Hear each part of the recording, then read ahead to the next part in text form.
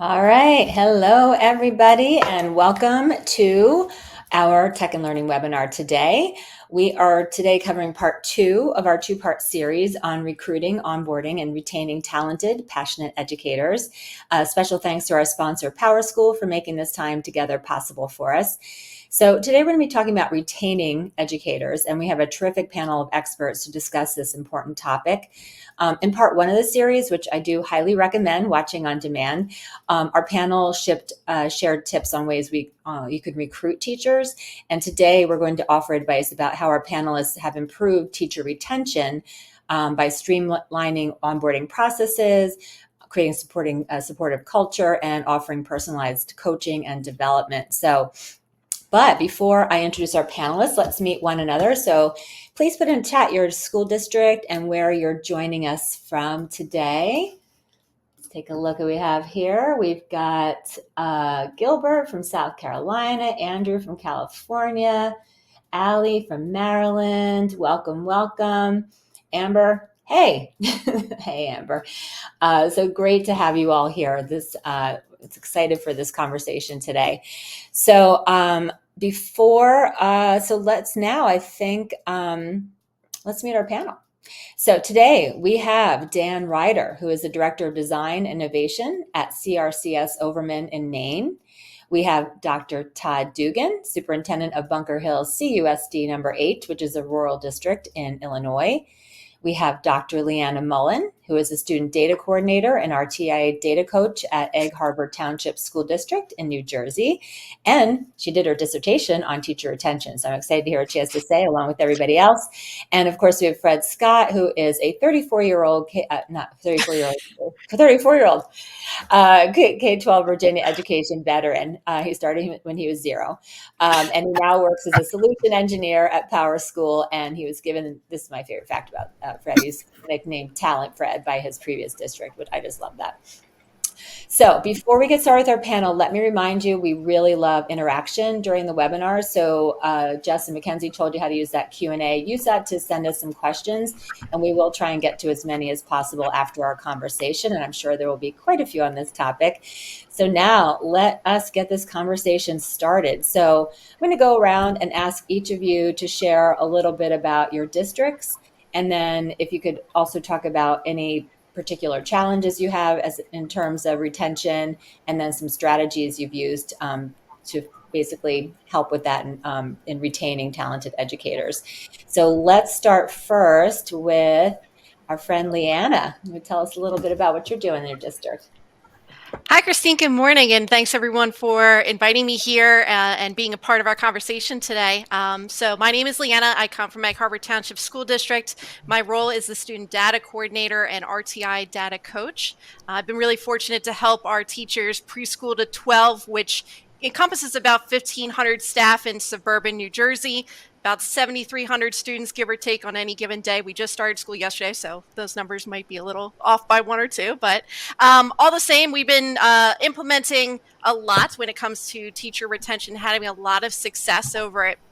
And it did start with a dissertation that I did a few years ago around specifically millennial teachers and what causes them to join a district, what causes them to stay and become teachers, and also what are some of the fears that may lead them to not stay in the profession. So I know we're just doing introductions for the moment, but I'm excited to share with everybody a little bit more about that and where we're going to be able to go from here.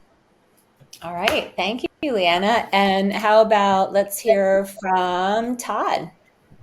Well, hi, everybody. My name is Todd Dugan. I am the proud superintendent of Bunker Hill Community Unit District number 8. We are a pre-K through 12 district in remote, rural, south central Illinois, approximately about an hour north of the St. Louis area. So we have about 100 employees on our staff, 50 certified. And I want to say that the reason why I think that I would be excited to share some of the things that have worked for us is because ours last year, we were one of the only districts in this whole, what they call the South Central or Metro East area of Illinois. We were one of the only districts that had 0 turnover among our certified staff. So absolutely zero. And so I think obviously, as being a small rural district, your financial resources are always going to be limited. There will always be that larger affluent, whether it be urban or suburban district, that has more financial resources. So we recognize that as a reality, and it's accepted that financially, there's always going to be the district that you're unable to compete with, and that's okay. We've accepted that and moved on. But then there are other things that we can address. And like I said, even though it's only the introduction right now, I'm excited to share about what I think some of our success was, because I think overall, and I have also read some of the work on what is driving millennials from jobs and encouraging them to stay. And I would say, I think we've arrived as a district at the conclusion that it is our culture that is keeping our staff. Mm-hmm. Absolutely. So, Fred, you want to introduce yourself? Well, since I'm 34 years old today. Congratulations. I like that. That's why he's Talent Fred. He started at year 0. I know. He started as a little infant. I like that. Hello, everyone. I'm Fred Scott, and I am with PowerSchool. But let me just give you a little synopsis about my career. I spent 34 years in K through 12, from being a teacher, curriculum specialist, director of instructional technology, principal, PDHR specialist, and now have been with the company for 7 years in multiple roles as a consultant, advisor, and now a solution engineer. And what I would like to say about what PowerSchool is committed to is we are committed to the personalized journey, not only of staff members, but most of all the students. And being a company, a large cloud-based company, we're servicing over 60,000 students in the North America and 18,000 school districts. And I'm happy to talk about what I've seen broadside in working with over 400 school districts across the country and also in Canada. And I will also chime in to what Leanna has said, and Todd. The number one thing that we have seen is about culture, but I will talk about a couple of pieces in our PowerSchool report that came out of what teachers and candidates and school districts are actually saying, whether it's small, medium, large, private, charter, and public education. They're all saying basically about the same thing. So I'm excited to be here with all of you guys. And I am most fortunate that I'm able to continue to provide value and impact. See, that's what you get for calling me 34 years old now. Sorry, Fred. Oh my goodness. It's Friday, people. Dan, let's hear what you're up to there. Hey, my name's Dan Ryder. I am the Director of Design and Innovation at the Community Regional Charter School in downtown Skowhegan, Maine. We're a public, free, pre-K through, we like to say post-12 school district of about 400 kids total. So like Todd, we're in a rural area where one of our campuses is located kind of in a county seat. So we have a few more people than normal, but that's what we do, and we're really driven by a project-based, customized learning, proficiency-based mission and vision for our kids. And the challenge of recruiting is similar to, we don't have those financial resources that other schools do. We're a free public charter, which means we are part of the public school system at large in the state of Maine, but we're not tied to a particular town. So we can't turn to our local taxpayers and say, hey, can you help us out with this capital project we want to do? We have to get approval from the state and find other ways. So that makes it difficult for us to offer salaries as the big incentive, right? So we have to find other ways and means of retaining our talent. And we have found that the best thing to do is to be honest with people. We found like this like idea of just treating people like humans has gone a long ways towards making people want to stay. We start early and often with conversations about who people actually are. We start with showing vulnerability between admin, building admin, veteran folks who are around, and showing that we all make mistakes. It's all okay. We're all working together. We solve problems together, and we do everything we can to minimize the traditions that tend to be upheld in older districts and larger districts of you first have to earn your keep before you can have the things you need. We try to make sure that if a person is new on board and they say, I could really use a 2-drawer filing cabinet, we go like, yeah, that's an easy lift. I will go find you a 2-drawer filing cabinet. But the joy of the cabinet can't be overstated. So those are some of the early suggestions, and I've got some others for later for our later rounds. But right off the bat, vulnerability, authenticity.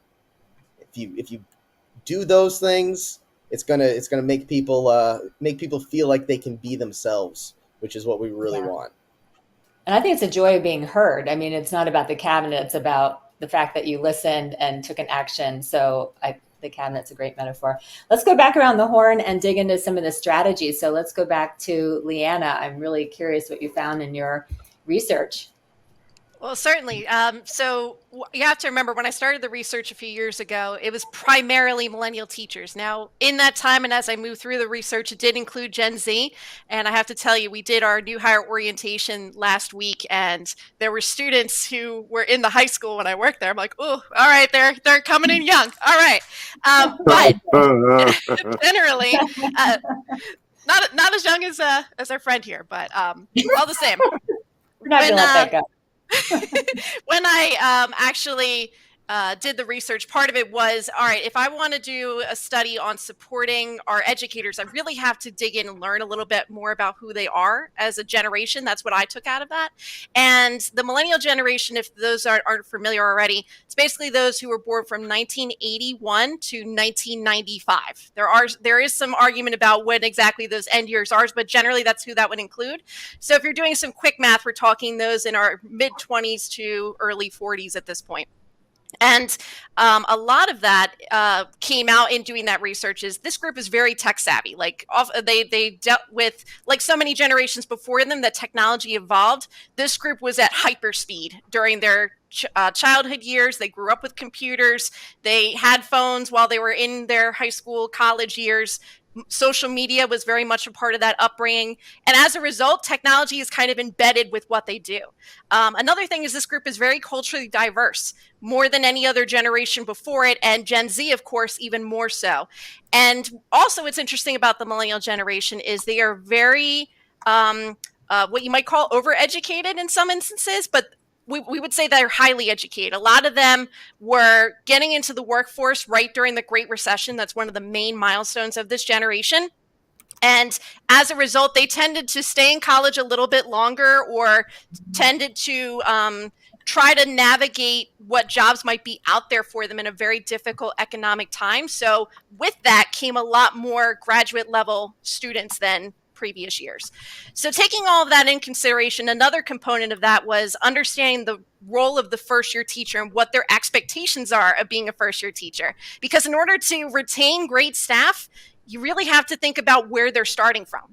And Moore's research study, part of the Learning Center Institute, is from the, this has been around for a long time, so this is something public you can Google, but that first year, you'll see that they start out with a lot of anticipation. They're really excited to get in the classroom, get started, and then some of the realities start to hit when we're talking August, September, October. They've got back to school nights. In New Jersey, we had SGOs, we had PDPs, add every other acronym that happens the first couple of months of school.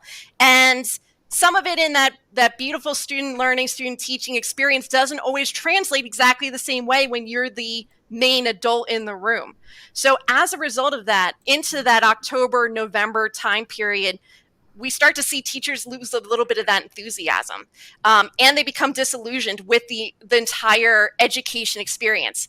Outside of those teachers, though, even in the corporate world, there's a statistic. I'd love to get everybody's thoughts on this. When do you think that most staff, regardless of the education industry, when do they tend to decide if they're going to stay with an employer or not? Any ideas of the panel? Just curious if you got any numbers. How long does it take? That evening. Pretty close. I was going to say 90 days, but guess 90 days. Good numbers. So the official marker is right around 44 days is when it's somebody who comes into your district starts to make a decision if they're going to stay there or not. So that is a very important time. If you think about, like I just explained with that research study, those first 2 months of school kind of right along aligned to that. So if you have great educators and you see their potential, it's very important that they understand the classroom culture, your building's culture, the expectations of a new staff member very early on, because ultimately it may play into whether they stay with your district long term. And then another point I wanted to make on this is also going back to those very highly educated people, and even the Gen Z, this is inclusive of them too. They really value professional development. It's very important to them. They also really crave feedback. They need to hear from their administrators, not that they're just doing a good job, although sometimes they need to hear that too. But if you have constructive feedback for them, they need to hear it so that they can do something about it. Of course, you want to give them that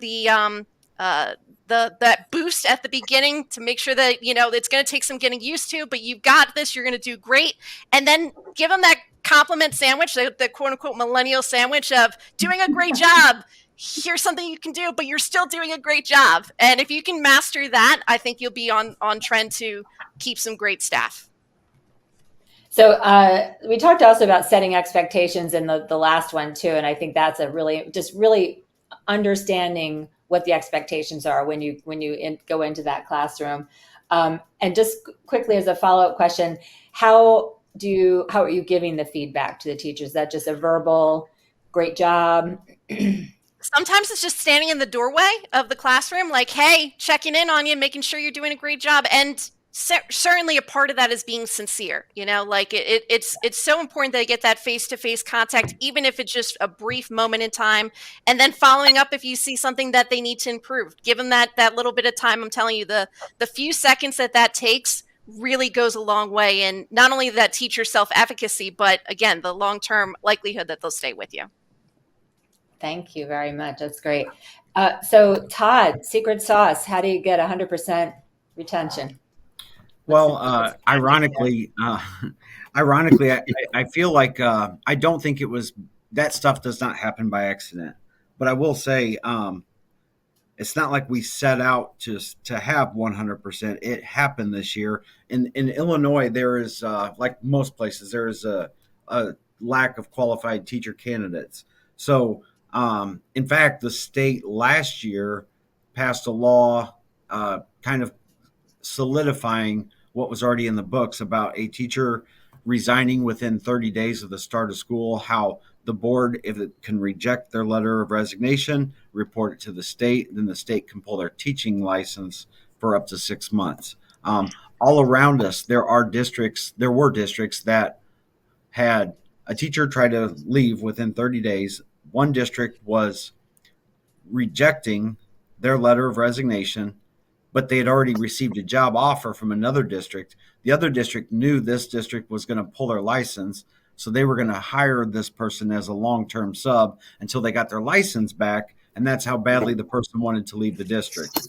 Wow. That right there was a wake-up call for us that we had none of that. We had as far as like what the earlier panelists had said, there was a lot to that regarding professional development and listening and feedback. So we, over the last couple of years, we are one of the only districts around that has a full-blown, full-year new teacher, and it can even be extended to 2 years if needed, new teacher and new staff member induction. It is not your typical mentoring program where you you hire a new math teacher, you assign them to the veteran math teacher. It is completely different than that at all. And so going along with those first 44 to 90 days, during that time, we ensure that professional development has been at least offered. But one thing that we also insist on is that they, before that first quarter, so we're going, again, it's interesting that it's within their first 44 days. We did not know that number. I was guessing 90. But we also allow and provide for teachers to take put in for a professional development day, not count against them. They take a sub, and then they go spend a full day observing a peer in the building that is recommended by us, or even a peer out from another district. So we offer the opportunity twice during the school year for all new staff. We also provide, we don't have a full-time instructional coach across the district per se, but we do have a part-time instructional technology coach. So we do support teachers with that, because you're right, they are very tech savvy, and there's nothing that could deflate a young, excited professional's enthusiasm quicker than to look around and see basically being reinforcement of the status quo. So we do that. Let's see. Last year we started something different, because I think in the previous question I had mentioned that financially, like salary schedule, etc., fringe benefits, there's really we have to understand that, yes, that's not the reason in which we are going to compete. However, when it comes to feeling supported, valued, and providing professional development and growth, I feel like that's where we excel. So we opened up a contest last year where teachers would apply. We called it a mini grant, although it wasn't really that mini of a grant. But we gave the opportunity for teachers to apply, make a case for a national conference, like we're talking like ISTE or ASCD. It was a national conference, and so our contest was make the case on why this could benefit our school district and you and your students, and then we would pay for the registration, lodging, and travel arrangements for one staff member and a colleague from our district.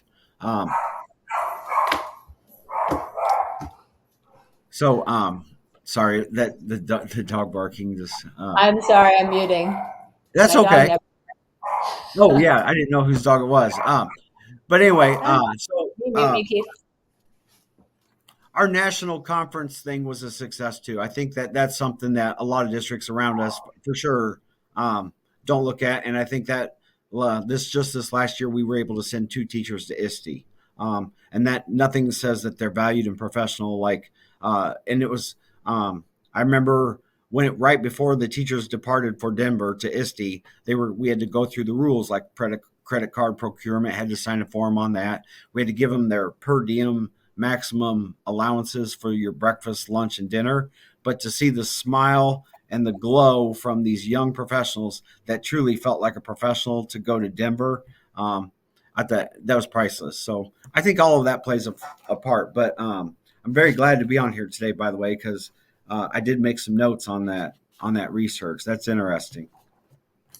So Todd, I just a quick follow-up question. That's awesome. You mentioned that you allow them to do a peer observation in other districts. Yes. Did I hear you correctly? Do you have partner districts who you work with, and any concerns that they're going to be interested in that district, or how do you work with other districts in that regard? Oh yeah, no, we always choose a district that is from our point of view when we're talking about instructional and reputation and student-centered opportunities.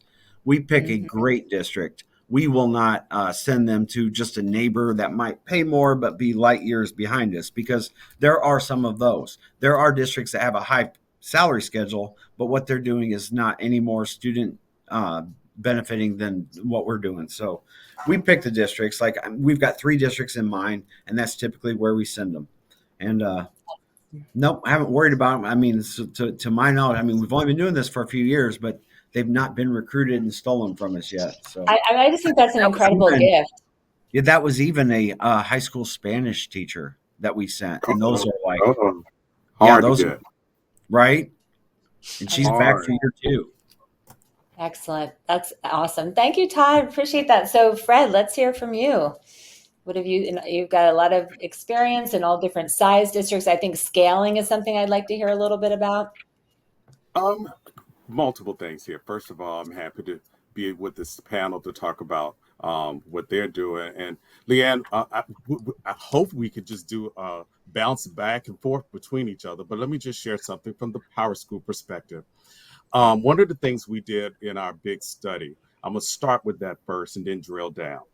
In our study, we wanted to look in the workforce and getting the results back from the school districts, large, big, and small.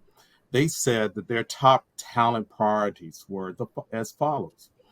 The first one was recruitment strategies and what those strategies look like. Every school district has different strategies, but the one key piece they are looking at is how do they embed what their culture is of their district into the strategy so the end user can be excited about coming to the district so they don't disappear on the 45th day.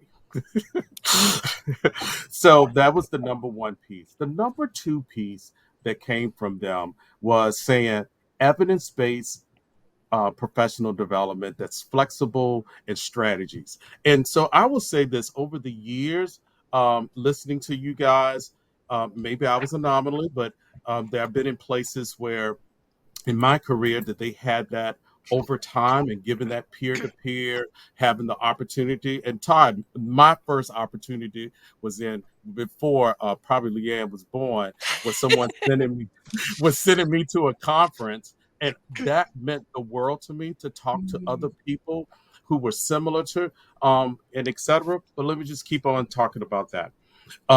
In that flexibility, the flexibility that they said in our study is it needs to be hybrid, virtual. It needs to have all kind of modalities to fit the needs. It should not be one size fits all. They want to be able to do peer to peer. They want to see others doing things. They want to be able to talk to other people.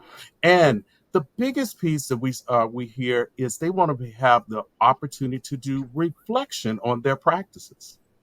The reflection on their practices is the next step after they go. One of the things that teachers and one of the learning strategies that we will find that is very effective when they go and learn something is have them to teach it to others because it becomes a part of their practice. And then the last two things, and my two colleagues hit on it, on the top three. At number three, it was a tie. The tie was people wanted, can we have as much flexibility in the selection of our PD and when we do it? Because if they're struggling with discipline or they're struggling with lesson planning or instructional delivery, they don't need it 4 or 5 months down the road. They need it within that time frame so they can change their practice. One of the great things you hear in the medical field is when they're practicing their profession, they correct it very quickly so they are able to replicate that. And I think that's some of the things we want to make sure we do. The last piece that tied at number three was evaluation and coaching. They want, and you heard Leanne talk about this, we have multiple frameworks out there that school districts are using, but they want a couple of things. I love Kim Marshall when he said more informal observations. It could be dropping into the classroom, saying it and dropping a note. They need that reinforcement. And I would say when I was an administrator, I would go, these are the glows and these are the grows. They want to know the grows. They want to know how to do it better. They want to increase that. When they are better at it, the students are better at it. Those are our top three priorities that came off of the study. And all this was from all school districts. So they are working towards that. I will give this one example. What came through is a lot of the teachers are asking about reading. It didn't make a difference what the subject was. It was to understand how they can get the content across because some of the reading skills for the students at elementary, middle, and high. So we don't need to just teach a program. We need to teach context and content and how to interpret that to help all students across the board. Addressing sustainable PD and that workload for us. One of the things that the teachers are saying is, number one, how do they handle discipline and disruptive students? That was number one for them. Number two, student intervention. How do they help with that student intervention piece when they need to go, well, everybody didn't score as well. Maybe they didn't do on the benchmarks, which we expected. How do I help them meet that? And how do I personalize their instructional focus? The last thing that was a tie from the teachers in the workflow was communicating with parents and okay, I love this one, and it has never gone away. They say it's too many meetings, too many committees. And they want to use that time to do smaller PDs and reflection and working together with each other.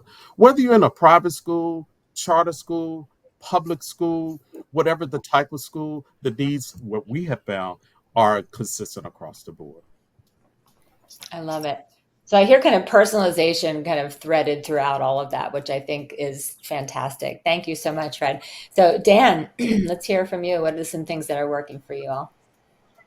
Oh, my friend Fred sets it up so nicely. Could I ask for a better opener? Like, I could not. Actually, he's so good. It's actually like, when you're like, well, what am I going to talk about? Speaking of personalization, we are, as a matter of fact, 1 hour from right now, from this very moment as we're recording this, we are going to have our first Professional Development Friday of our district's year. And we have had all of our staff enter themselves. We created learner accounts for all of them in Flex by Securely.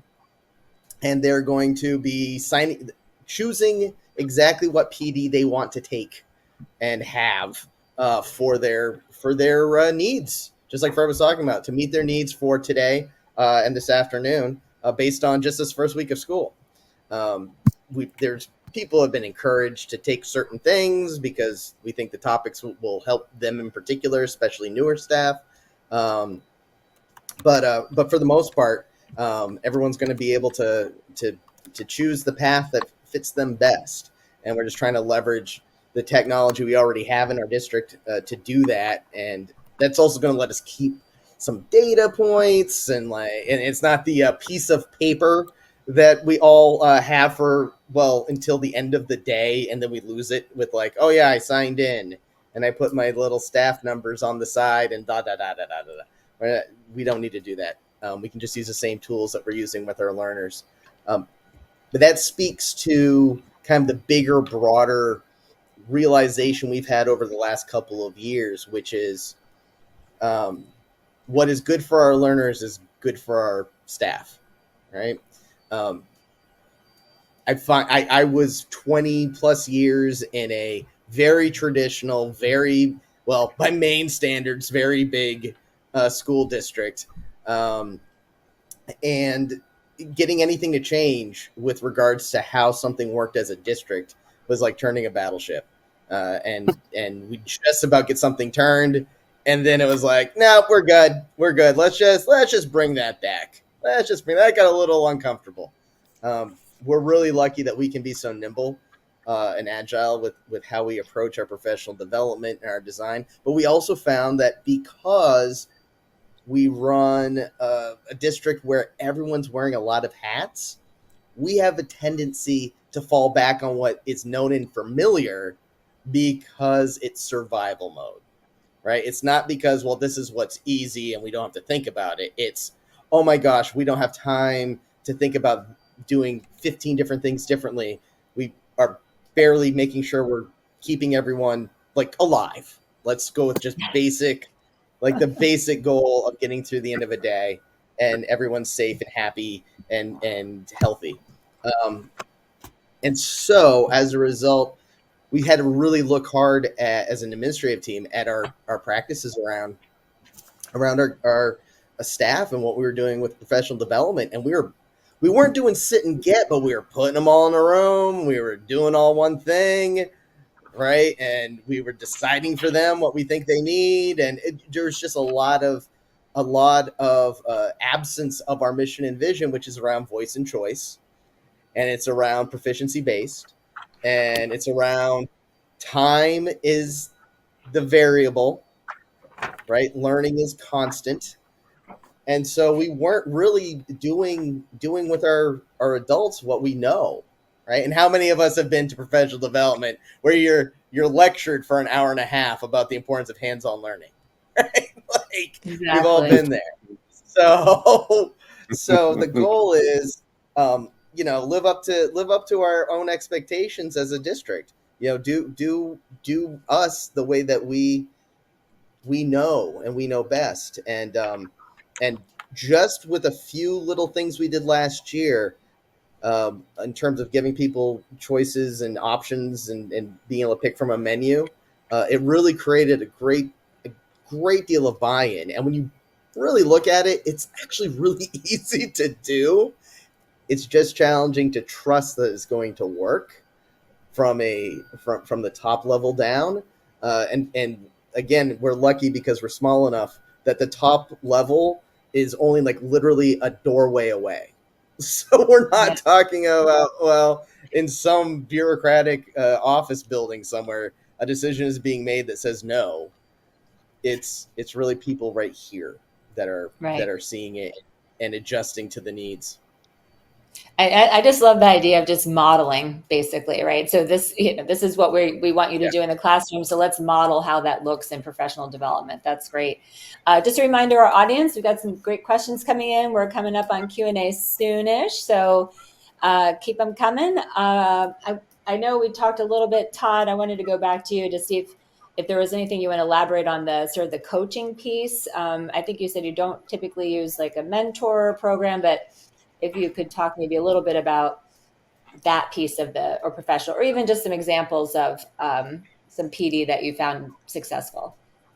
Sure. I believe, I agree with the other panelists 100%. The PD should not be chosen and selected by somebody for somebody. Like, I've done a walkthrough, and it looks like, you'll always have some of that. Like, you do a walkthrough, you notice maybe a lack of classroom control. So you might want to recommend some development on, classroom management skills, et cetera. But when teachers when you have curriculum, for example, like Reveal's an online math curriculum that our district uses. We use Fontes and Pinnell for ELA in certain grades.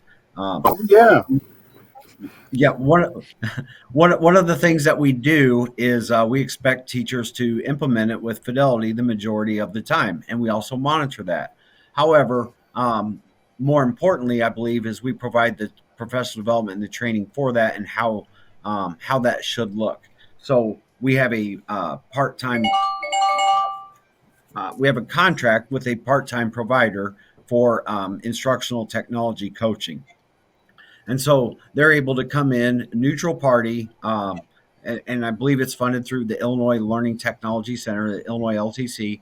They're able to come in through a completely neutral third-party viewpoint, non-threatening, non-evaluative format, watch lessons, provide feedback to the teacher on what they could do differently or better, or even whether or not that was the appropriate use of in technology. Because not to get too much into the national conversation regarding screen time, cell phone bans, and all that. We all hear that background noise loud and clear, right? So one of the things that we want to make sure that we are doing is, if there are devices, screen time, which there are, and there should be, then we have to make sure that they are productive. And, let's not lose sight of the original goal, which was technology in the classroom, especially for a small, remote, rural district. That could be the great equalizer for educational opportunities. But it, if you just use Chromebooks to take notes on, and you basically just got a $200 note taker. So that is the part of the PD that what we call instructional technology coaching. Mm-hmm. Excellent. Thank you, Todd. And I wanted to go back to Leanna. Also, at the top of the call, you were talking about how PD and coaching is such a crucial piece of that retention. So maybe you could dig in a little bit more about what you found to be successful. Sure. So for us, it really, again, starts at that initial phase of becoming a new teacher in our district. We have an orientation process, like probably a lot of schools, at least our size, that we take on a few teachers a year. In the last couple of years, we had a preschool program that actually brought in between 50 and 100 new staff for the last few years in a row. So we got bigger faster. But even beyond that, it's 2 days that we have really massaged into what they need right now. What do they need to be successful in September? So, they're only going to remember so much information that you tell them. It's just the truth. You're so excited to be in the classroom. You want to go set up your room that you're going to take what you need to get going. And then after that, we're starting this new strategy over this next year called our focus group. So it's a voluntary before or after school cohort, and we've extended not only to our new teachers but any of our not yet tenured group, so years 1 through 4, and any veteran teachers who just want to refresh on some strategies and get some new ideas. That we're doing it at the district level and also at the building level too, because part of that's also the network piece. Like, the professional development is so very important, but also building that net and that community that you can go to somebody if you have a question. So even beyond that first year, we have professional development full days, and then also embedded into our regular school day when it's appropriate. And we've built that to try to do a variety of different modalities and different presenter types. Like, when artificial intelligence came out, you can understand, like, so many districts around the country, that really rocked our world, especially at the high school level. But we wanted our staff to be fully knowledgeable and get the tools that they need to be successful, not only implementing it for themselves, but how to instruct and support students who might be using this technology in the future. So to do that, we started an innovation team, which included preschool all the way to 12th grade, teachers and administrators, to come up with what our policy was going to be, what programs were we going to research, which ones were vetted and worth exploring in the future, and which ones were going to be fly by night and probably not around very long. So that group then turnkeyed the professional development for teachers to choose based on the subject area, their own technological expertise, and the feedback on that really showed that they really wanted to hear from people in their building or across the district that knew what these tools were and how they were going to apply to us in Egg Harbor Township. And then there's also PD that we have that bring in external subject matter experts or some of the new programs that come out. And we know that we need to bring consultants in to do that work. And that's been so helpful to get that third party, outside perspective, especially when it comes to that coaching, because it can be a little of a different dynamic when a teacher is getting feedback from an administrator, but when they get someone who has no affiliation from the district giving them feedback, it puts a little bit of a different perspective on it sometimes. So ultimately for us, we try to do a variety of different things, but in the end, choice is so important for staff. And that millennial and Gen Z group, they expect choice. So try to do whatever you can to make that possible. And also just leverage the people that already are in your building or your district. There's people who want to offer the things that they know, and you're also then investing the time for them and showing the people who are those presenters, hey, I notice you're doing great things. I notice that you are someone who can lead this for us, and we're putting that faith in you. And talking about retention, that's so important to highlight the people who are doing great work. Thank you so much. Oh my gosh, this clock is going so fast. So we've got some great questions coming in, and we all have such an awesome panel that I think we've actually touched on a lot of them. But I wanted to, one that caught my eye. So we talked about the millennials. And so now we've got the Gen Z, as Leanna, you mentioned. So anything different that you're thinking about for this next generation of teachers? And I guess maybe I'll start with Leanna. So as I shared, this is a group that was just becoming teachers when I started the research. But probably the most unique thing about the Gen Zs right now is you have to remember that most of them, if not all of them that are entering your district, had their education disrupted by COVID-19. So whether they were in high school or college, they had a very different learning experience than some of your older teachers. And that has been a challenge for us in that some of those teachers didn't really get a true student learning experience because they were either on a screen or they were doing hybrid or trying to do some other, thing that we were trying to figure out along with them. So they need a little more coaching in the physical teacher classroom, that classroom management skill. And again, they're receptive to that, but that's been one of the things that we've been trying to help our newest teachers with is getting used to being the teacher in the classroom and making sure they set those rules and expectations with students. So when we talk about the beginning of the school year, this is the perfect time to set that tone and give them that support that they need. I love it. Does anyone else want to jump in with maybe Fred? Have you seen anything from your research, PowerSchool's research for specific to Gen Z? You know what? It's great to hear how she's presenting that about the Gen Z. But we also have a lot of hearing about a lot of career switchers, people who are Yes, switching from out of the careers that they had and that good do point. not fall in those other generations, but they still are asking for the same thing. Um, Two things you heard from my two colleagues, what I think is very important. You heard from our superintendent who talked about this is what we're doing for guided reading. Love guided reading, Todd. Love it. Did it with elementary school, so I get it about fluency, phonics, etc. And he talked about what was important for the teachers and their strategies. And then you heard Leanne talked about from a division level what they are providing as far as strategies for the PD and always ongoing making that change. Those are great examples of what school districts should look at when it comes to content and then what they're coming up with for PD. Our two colleagues here really hit on that. And we're here to help support a couple of things that I wanted to say from PowerSchool. Technology, young, old, or whatever. And I consider myself still young. I might be 34 today. And I love technology. That here at PowerSchool, we are providing some resource, providing our clouds. And our cloud has cloud-based technologies to support all the different areas that school districts are looking for, whether student information, personalized learning, student success, college, career and readiness, talent and resource. And also we have the Power Buddy, the artificial intelligence, which is really supporting students and teachers. Technology tools are never going away. I started in the profession this will tell my age, when the first Apple computer came into the classroom. And my colleagues was like, what is this? This has got to go away. And if we were to reverse all the way back to Horace Mann, when the first blackboard went into a classroom, people were still having that. So tools are going to be in the part of the education process. Is teaching the teachers to adapt to it and giving them the strategies on why we're doing this, how we should use it, and the why.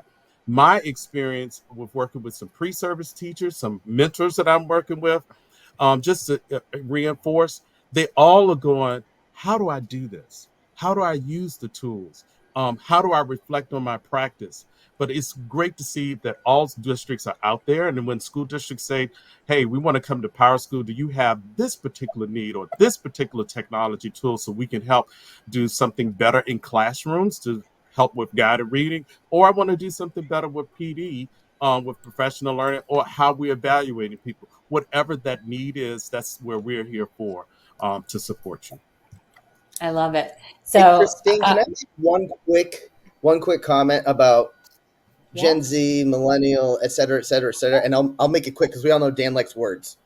So I was one of the things that I hear all the time is about, well, they have all grown up with the technology. They have all been around it since birth. Each generation, they're not. My experience has been that while they have been around technology, they haven't used it in the ways that the profession asks us to. Mm-hmm. Good And point. we make assumptions all the time, especially those of us. I mean, I'm like a mid Gen Xer myself, since we're getting into all the gens, right? But we make assumptions about what people know and what they're able to do based on the generation they're in. And just like with my learners in the classroom, oh, they've all grown up with phones all around them all the time. My kids cannot open a new window on a browser on a laptop. My kids cannot go to File and make a copy of a Google slide. Like, and I'm being a little facetious, but not really. There are a lot of basic functionalities that are commonplace and second nature to a lot of us that live in it every day. But most of our kids and most of our new staff, they don't live and breathe in those particular modalities. They have technology around them all the time, but we're not like throwing out like our lesson plans on Snapchat and making sure that nobody can like see it over our shoulder, right? And making sure our privacy settings are set, right? We're asking them to do some more dynamic stuff. We're asking them to use management systems, which look like nothing like what they're used to using. So I think it's important that part of that PD that we provide is making sure there's time to teach them how to use the tools, and not go into those assumption spaces that we can easily fall into. Like, well, they're 24, they grew up with this stuff like attached to them like an umbilical cord. It's like, well, it's not actually true. Like, No, so you nailed so it. just I agree with Dan on that. scale. Yeah. Yeah, we see that. So we've got about, oh gosh, oh my goodness, 5 minutes left. I just, maybe each of you, I like this question, really talking about the collaboration process between the coaches and the teachers. So, and I'm losing my voice. So maybe could each of you talk briefly about how you're encouraging the collaboration between your coaches and those delivering the PD and those receiving the PD, and then anything about how districts are kind of seeing whether it's working or not, basically. So who wants to go first for that one? Should I call on Todd first? Yeah. The collaboration is key for it to even be effective. As mentioned earlier, we've all been in PD where it is pretty much sit and get, or even delivered, picked out, delivered, and implemented without even your voice or consent. So, the collaboration. So one of the things our district has been able to do is there's the collaboration that occurs during the coaching, during the mentoring, but then there are days built into the year where there is collaboration among the cohort of our new teacher induction, which goes across the district. This year we expanded for the full day, and we actually took our district's activity bus and we did a complete field trip tour of our district. We went to the south end to see some more of our affluent homes and some large businesses that compromise the tax base of the district. And then we drove to the very north end of the district to see some of the pockets of rural poverty that our families emerge from. But on that bus ride, there was a microphone, and we were pointing out, there's the largest tax base. This is where this community right here is an unincorporated village in which does feed into our district. But on the same token, too, there was this sense of camaraderie and fun during the actual learning experience. So I think anytime we can take an opportunity like that and incorporate that into the professional development and coaching of our teachers, it's more meaningful, and it gets those barriers down between colleagues, which I will say that is exactly what we want our students to do. I mean, we have in our portrait of a graduate, that's one of the things is communication and collaboration. So we also model that for our staff as well. Perfect. Thank you. How about Leanna? Just to echo what Todd said there, part of that is about building the rapport that they recognize, respect what you're bringing in. And part of that is listening to the teacher. I know for us in our district, we have PLC time built into our schedule that the small teams meet together, and then we'll have our instructional coaches and our interventionists go in and talk about data, because we're also very data driven. So we have evidence of things that are going well. We're helping to identify students in different tiers of support. And I think that going through it step by step and making sure everyone is on the same page of where this is coming from has helped to then offer other professional developments around whatever their needs are. If that's additional classroom instruction, if it's program instruction, because we're then taking that back and then building or district level professional development based on that feedback. So I think it's cyclical, but it's also based on that one-on-one time with the teachers and the coaches. No, she's so 100%. good. Great. She's good. And you know what? I will just say and conclude the 3 models for collaboration. You heard my peer said it is number 1, giving them common planning time, PLCs, and critical friends group, which the National School Reform is kind of recommending. Given those kind of opportunities, those are great models for collaboration. Excellent. So, Dan, 1 minute. You want to share some quick collaboration Absolutely. wisdom? So I would say the collaboration works best when everyone is authentic and everybody is vulnerable in that. And when it gets into, well, I'm the expert, so I'm going to help you. And that drives people out of the profession faster than than anything I've seen. Um, Yep. Besides, Christine, you said it earlier. People want to be seen and they want to be heard, right? And we live in an era where that doesn't seem to happen nearly as much as people are constantly expressing that they want, right? So the most important thing that works for us whenever one of our new staff is seen and heard and feel like their actual needs are being met, and there are multiple people not just bringing things to them and telling them, here, do this, but sitting down with them and collaborating and problem solving it together, and also saying, like, I want to work with you on this because I need that solution too. Yeah. That is an amazing synergy that you can't replicate in other ways. And that you can't just walk around and go like, okay, I'm attaching this person to this person, this person, this person, because you need to have a mentor, and this person only has 2 mentees, and according to the district model, they all need 4 mentees in order to get their stipend, right? Yeah. We have to find the ways within our power to be as authentic and real with each other and the humans in our spaces as we can be. Excellent. So not just checking boxes. That's great. Oh my gosh. Thank you so much for this conversation. To everybody, thank you to our panelists. Thank you to PowerSchool. Thank you for all of you for joining us today. I know I learned a lot. I appreciate that. Before I announce the winner of our $250 Amazon gift card, I do want to remind everybody that you can watch part 1 of this series, which really focused on the recruitment process.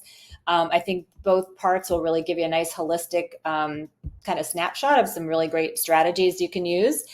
And thank you again. So our winner, if you want to do a drum roll, please, the winner of our $250 Amazon gift card is Phil Hintz of Illinois. Congratulations, Phil. So thank you again to our panel and to PowerSchool and to all of you for joining us today. Have a wonderful weekend.